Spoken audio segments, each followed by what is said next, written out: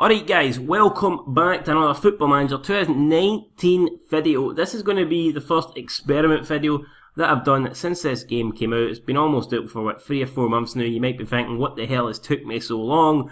But hey, we're better late than never. So the first team that we're going to be doing an experiment with are Rangers, also known as Glasgow Rangers, also known as Zombies FC, depending on how you want to look at it, but whatever, that's not important. What is important is we've added in 2 key players that Rangers brought in the January transfer window. Those players being Defoe from Bournemouth and Stephen Davis from Southampton. The big question is, are those 2 players enough to give Rangers a title winning challenge? Now here you can see Rangers have brought in some very good players this season. Scott Arfield, Jamie Murphy, John Flanagan, Connor Goldson. They brought in a decent amount of players. They have improved the squad, but is the squad good enough? Can Steven Gerrard take that squad that was there? Could he take it to the league? Well, with the additions of Stephen Davis and Jermaine Defoe, it's going to boost his chances, and we're going to see if he can do it. Media prediction is still Rangers second, so the media don't think that Defoe and Davis are going to be enough for Rangers to win the league, but we're going to find out here. It's going to be Rangers trying their best to win the title. First title since 2009, I believe. Let's see if they can do it. Right, before we advance to the end of the season, I had to pause the video there, and as The Rock would say, I laid the smackdown on my fucking cat. I laid the smackdown on his candy ass because he kept fucking meowing and pissing me off, so Sirius has left the building, as they say. But let's have a quick look here at the 2 players Rangers have brought in. First, Jermaine Defoe, 35 years old, 57 caps for England, 20 goals. Not a bad return. You see his technical stats are all still pretty good. Finishing, he's known as a pretty clinical finisher. He's probably the best finisher England have had over, maybe not last 2 decades. I'd say certainly over the last decade. You know, he's probably not a better finisher than Alan Shearer, but since then, I mean, he's been. You look at he's better than Kane, isn't he, at finishing? He is. Kane's just a spastic, man. Just look at Kane. Can't take Kane seriously. First touch is between 12 and 17. Long shots are somewhat decent, 10 and 15. Technique, 12 and 17. A lot of these stats you cannot actually find out because we haven't scouted them.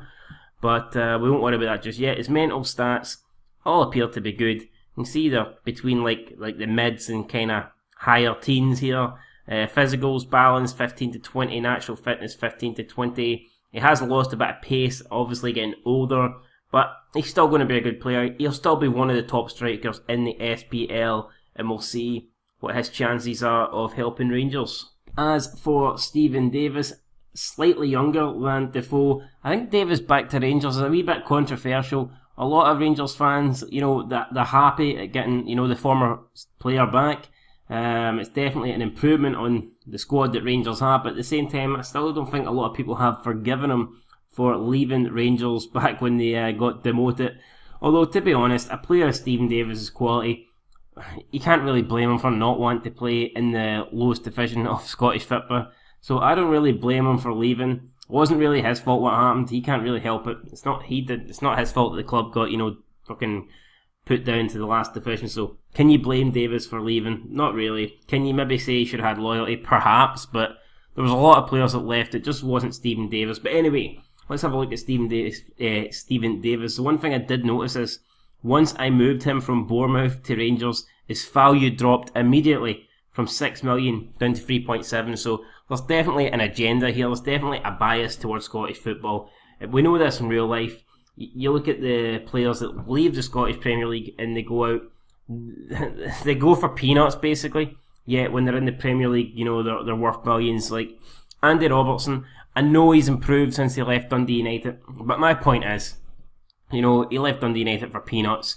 Now he's going to be worth a shitload amount of money. Van Dijk, you can argue he's improved since he went to Southampton, but Liverpool paid 75 million and Celtic got nowhere near that. It goes on and on. If you look at the players that have left the SPFL to go to England or abroad, wherever they're going, they're always worth more money as soon as they move, and it's not always because they improve or because they get more experience. it's because they've left what is deemed to be a lower quality league. It is what it is. You look at John McGinn, Hibs only got 2.7 million, I think it was, and he's going to be worth a shitload more than that. You got McKenna, Stoke offered 7 million. If McKenna played in the Premier League, if he played for a lower Premier League team, he'd be worth probably like 20 million. So it is what it is. But anyway, let's look at Stephen Davis here. Got some very good stats. Still solid. First touch is 11 to 16 passing. Very good passer of the ball. It's somewhere between 13 and 20. His mental stats all appear to be good. Teamwork and work rate especially is good. Balance and natural fitness are all still very good, as is his stamina. So Stephen Davis, Jermaine Defoe, two talented players, definitely improving the Rangers team, but will they improve them enough? We're going to find out.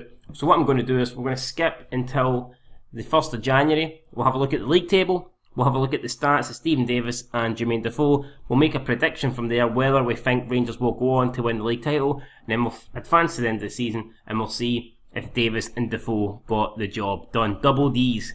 Will they knock out Celtic like a big pair of tits? Alright guys, so we are at the 1st of January, just a little bit more than halfway through the season, and to no one's surprise, Celtic are top of the league, but the title race is still without doubt on. Rangers only 4 points behind. Both have lost the same amount of games. Only difference is Rangers have drawn an extra 2 games, whereas Celtic have won an extra 2 games. So it's still close at the top of the Premiership. So Defoe and Davis still might have that impact that Rangers were hoping for. You can see the old firmer big ahead of the rest, big time here. You got Hibernian and Motherwell both on 31 points. And then Hearts, Aberdeen and Kilmarnock just a little bit further back. So looks like it's going to be an old firm 1-2. Can Rangers get close to Celtic though? It remains to be seen. One thing I thought was interesting at the season preview before the start of the season, the only Rangers player to get into the Media Dream 11 was Alan McGregor. And you can see the rest of the team is the Celtic outfield team, apart from Caden, Motherwell's Caden. So I'm surprised he would got in there, but that was you can see that is the Media's Dream 11. I did think that was surprising. Celtic were 3-2 odds. I wish you could get Celtic 3-2 odds at the start of the season. I would stick I'd stick everything on them at 3-2 because that is amazing odds. But we're going to have a quick look here then at the stats, and we'll see how many games Defoe and Stephen Davis have actually started here. So Jermaine Defoe, he's had 25 appearances, one off the bench, and he's got 11 goals and a 6.99 rating. It's not too bad, but at the same time, it's not really great. 2 of those goals did come in the Europa Cup, so Europa League even. He has 2 goals at 4 games, so 50% scoring record ratio, and he has 9 goals in 20 appearances in the Ladbrokes Premiership. Assuming he's got a Betfred Cup appearance, a substitute appearance, and he also has a non-competitive goal as well, which we're not going to count. So you see Defoe performing slightly better in the Europa League than he has the Scottish Premiership, but still seems like he has been a decent acquisition for Rangers. Acquisition, actually, should I say? Accusation, what the fuck? We're not accusing you of murder or anything, Jermaine. Come on, calm down. But yeah, so Defoe playing well, but I think you would expect a slightly better goal return, to be honest, especially if he was going to have the impact that people thought he was going to have. Stephen Davis, on the other hand, he's made 25 appearances as well. Only the 1 goal, but he does have 10 assists, and he is playing at a much higher rating than Stephen Davis. He's playing at a 7.26 average. So have a quick look at his stats here. 19 appearances in the Premiership, 1 goal and 8 assists, where he's averaging a 7.28 average rating. He's had 4 player man of the match awards, so he seems to be doing really well. 38% of his shots are hitting the target. Pass accuracy is 81%. And in the Europa League, he has 4 appearances and 2 assists. 14% shooting in the Europa League, not as good, but you can expect that. He's getting marked by better players, coming up against better teams. 7.22 average rating in that. And he's made a few appearances in the Betfred Cup. as well as a European International League, which is a Scotland tournament. Not a Scotland tournament, it is a national team tournament, which we're not going to worry about. And you can see again its value. It was at 6 million when we initially moved on. It went straight down to 3.7, and now it's went down to 1.1. So whether it's due to old age, whether it just be due to the fact that he's been in the Scottish Premiership now for 4 or 5 months, or I doubt it's based on his performances, because he's actually playing pretty well. So I do not really understand that. But yeah, as things stand, in January the 1st, just past the halfway mark, Rangers actually beat Celtic a couple of days ago in the Old Firm derby, so that brought the gap down to 7 points. Had Celtic have won that, the gap would have been at 10, and you could have probably said the league was over. But anyway, at the halfway mark, Rangers only 4 points behind Celtic. Can they go on and win the league? Can Defoe and Davis do it? Let's find out. And after a long, hard battle, it turns out that the team at the Double D, Davis and Defoe, cannot lend Rangers the Scottish Premier League, at least not in the first season of trying. And in the end, they do finish quite a far bit behind Celtic, 15 points behind. When we checked in January, it was more than halfway through the season, and the gap was only 4. So since then, Celtic have won 11 points more than Rangers, which is a pretty significant number. And it's fair to say that Celtic are worthy champions. So we'll see what happened with Rangers. Did their form just towards the end of the season, did it just fall away? What happened? Or maybe there was injuries. We'll have to have a quick look and check that. They didn't get into the Europa League. Betfred Cup, got knocked into quarterfinals. Okay, so at this stage, you can see they'd put a good run together. They were catching Celtic. They just defeated Celtic. And now we're going to see where it fell apart. They had 2 friendlies that don't really count. An away tie against Kilmarnock, which they lost. Then they beat Livingston away. Oh my god, a draw at Ibrox with St Mirren. That's not a good result. Lost 2-0 to Pataudry. Bounced back with a Scottish Cup win, but didn't help them in the league. Another more points dropped at Ibrox. That's just not good enough, especially if you're going to try and defeat Celtic to win the title. They then got 2 back-to-back wins in the league, but against teams that you would expect, Hamilton and Dundee, followed by a draw at Easter Road, and then a home win at Ibrox against Kilmarnock. Then they lost against Celtic. That would have been the title decider. Once they lost that game against Celtic, the gap would have been far too much. Ryan Kent got a goal. Roderick and Edward gave Celtic the win. Then another 2 points dropped at Ibrox with a draw against Hearts, followed by a win against Celtic, a win against Motherwell. They wish it was against Celtic. Lost the Scottish Cup semi-final.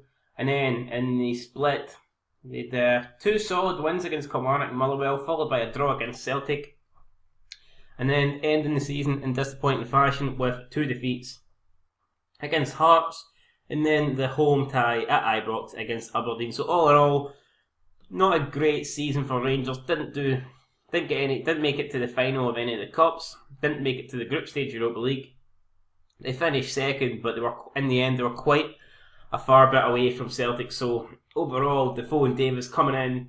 We'll check their stats now, but certainly didn't do enough to help Rangers win the league, that's for sure. They didn't improve them that much. I'm looking at the table here, and I wouldn't be surprised if that is the way the table finishes in real life, especially the top 5. I think obviously St Johnstone will be a lot higher than 10th, but that could be the top 5 in that order. It really could be, or maybe there'll be a couple of places mixed up, but that's definitely looking like the top 5 that we're going to get this season. Now let's have a quick look at Rangers. Just watched the Super Bowl halftime show there. Maroon 5. Never fucking heard of them. Didn't rate them. Thought it was pretty shite if I'm being honest. What's this? So, Stephen Davis is retiring, so that's interesting. He's only 34 and he's retiring. As is Alan McGregor, so 2 massive blows there for Rangers. We'll have a quick look now here at the stats. See what happened with Stephen Davis. In the end, what did he have then? We'll back out. Stephen Davis, he had 40 appearances, 3 substitute appearances, 2 goals and 12 assists. He had 10 assists when we checked in January, so, and you can see his form, it's dipped. It was 7.26 and it was 7.16. He's only had 2 assists since then. And what the hell's happened to Defoe? Have Rangers sold him or something? We'll have to double check here. Where the fuck is Jermaine Defoe? Did Rangers sell Defoe? It looks like maybe he retired. Did he retire? I think he has. I think he's officially left Rangers. He's left them on a free. And then you can see even his season didn't end too well. In the second half of the season, the goals dried up. When we checked in January, he had 9 goals in the league. Fast forward to the end of the season and he only had another 2. His average rating has dipped. And then he left. So it's very disappointing there. I mean, there was a big talky Defoe and Davis coming to Rangers, but one of them's going to leave on a free, another one's going to retire in second place without delivering a title for Rangers. So no 55 for Rangers. No big impact here from Davis and Defoe. Both of them started the season pretty well in the first half, but seems like it died off. Maybe old age caught up to them in the second, and Rangers, in the end, pretty disappointing. Anyway, guys, there you go. There is the Defoe and Davis experiment. Can they win Rangers the league? On this save, evidently not. But who knows? Maybe if you keep trying it over and over again, maybe they will win it eventually. But we're going to do it one time only, and they haven't done it. So that's it, guys. Let me know if there's any other experiments you would like to see. And until next time, I've got to go back and watch the shitey end of this NFL, man. Can't wait. Right, till next time. Peace.